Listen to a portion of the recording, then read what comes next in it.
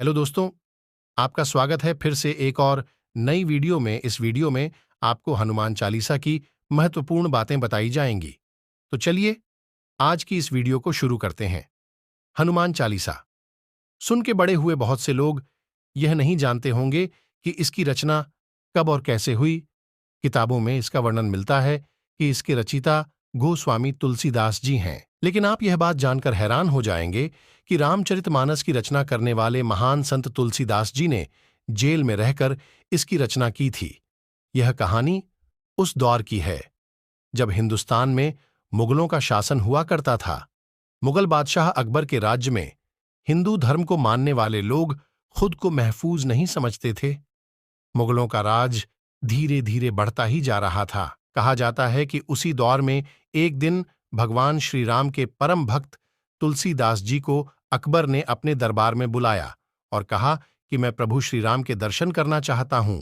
तब गोस्वामी तुलसीदास जी ने कहा, हे राजन, हमारे आराध्य देव प्रभु तो सिर्फ भक्तों को दर्शन देते हैं, आपको कैसे दर्शन दे सकते हैं। तब अकबर ने कहा, आपकी श्री राम से मुलाकात कैसे हुई। तब तुलसीदास ने कहा कि राम कथा सुनाते सुनाते एक दिन मेरी मुलाकात हनुमान जी से हुई। तब हनुमान जी ने मुझसे कहा कि चित्रकूट के घाट पर ही आपको श्री राम के दर्शन होंगे। मैं रामघाट पर एक दिन बैठा था, तब दो युवक दिखाई दिए, लेकिन मैं उन्हें पहचान नहीं सका। इस बात से मैं बहुत उदास था। तब हनुमान जी ने कहा कि चिंता मत करो, दूसरे दिन फिर प्रभु श्री राम दर्शन देंगे। दूसरे दिन जब मैं चंदन घिस रहा था, तब प्रभु श्री राम बाल रूप में आए और कहा कि बाबा, मुझे भी चंदन लगा दो। हनुमान जी ने सोचा कि अगर गोस्वामी तुलसीदास जी अभी भी श्री राम को नहीं पहचान पाए तो बहुत अनर्थ हो जाएगा। तब हनुमान जी ने तोते का रूप धारण कर एक चौपाई पढ़ी। उसके बाद प्रभु श्री राम ने मुझे तिलक लगाया और मैंने उन्हें। यही मेरी भगवत दर्शन की कहानी है। लेकिन आपको इसके लिए हिंदू धर्म अपनाकर भगवान की भक्ति करनी होगी, तभी प्रभु श्री राम के दर्शन होंगे। इतना सुनकर मुगल शासक अकबर भड़क उठा और उसने तुलसीदास जी को जेल में डलवा दिया। हालांकि इतिहास की कई किताबों में इसका वर्णन मिलता है कि अकबर हिंदू धर्म का विरोधी नहीं था, उसे एक अच्छे शासक के रूप में दिखाया गया है।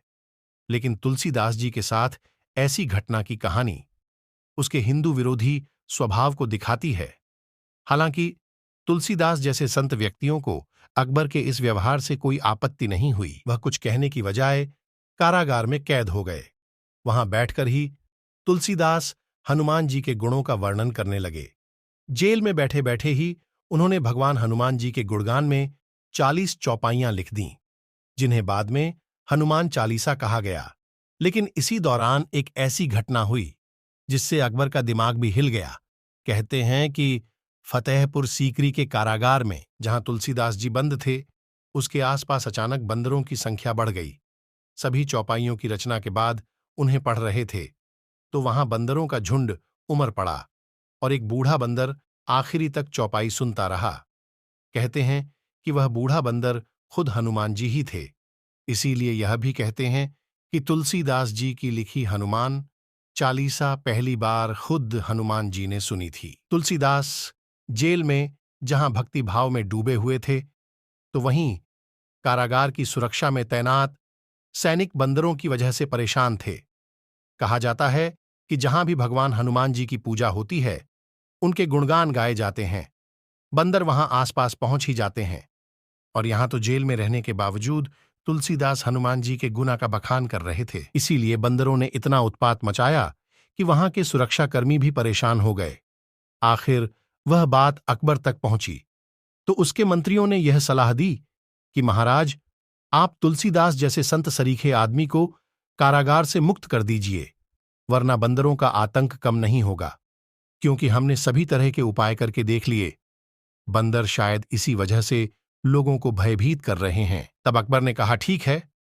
कहते हैं कि अकबर ने जैसे ही तुलसीदास को जेल से रिहा करने का आदेश दिया, बंदरों का आतंक तुरंत रुक गया। इन्हीं वानर सेना के सहारे तो प्रभु श्री राम ने लंका का युद्ध जीता था। तो भला तुलसीदास को जेल से रिहा करवाना उनके लिए कौन सी बड़ी बात थी। आजकल ऐसी पौराणिक कहानी किताबों में नहीं मिलती।